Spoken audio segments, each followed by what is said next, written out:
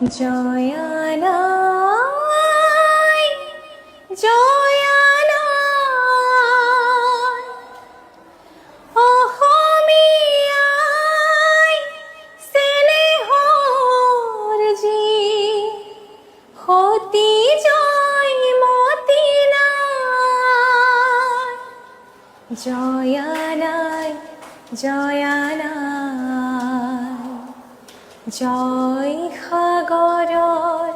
বুকুৰ মাজত উঠে চকুলোৰে ঢল মলয়াই তোলে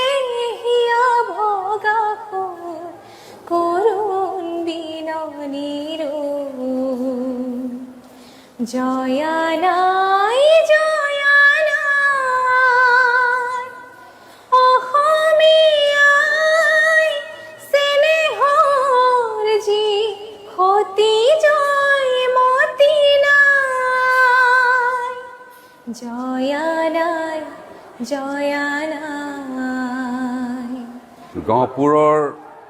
শংকৰদেৱ শিক্ষা নিকেতনৰ ছাত্ৰী সুনীতা দাস তেওঁ শাৰীৰিকভাৱে সক্ষম তথাপিও শিক্ষা গ্ৰহণ কৰাৰ লগে লগে ইমান সুন্দৰ কণ্ঠেৰে ইমান সুন্দৰ গীত পৰিৱেশন কৰিব বুলি মানুহে কল্পনা কৰিব নোৱাৰে আৰু মই মঞ্চতো গান শুনিছোঁ আজি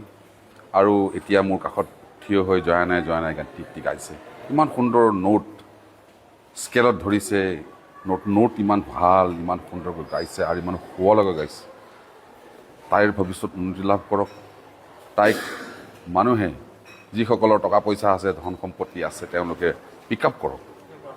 চান্স দিয়ক চান্স দি গীত গাবলৈ সুবিধা দিয়ক আৰু তাইক যদি শিকাবলৈ সুবিধা দিয়ে সুনীতা দাসে অসমৰ এগৰাকী বিখ্যাত গায়িকা হিচাপে নিজকে পৰিচিত কৰিব পাৰিব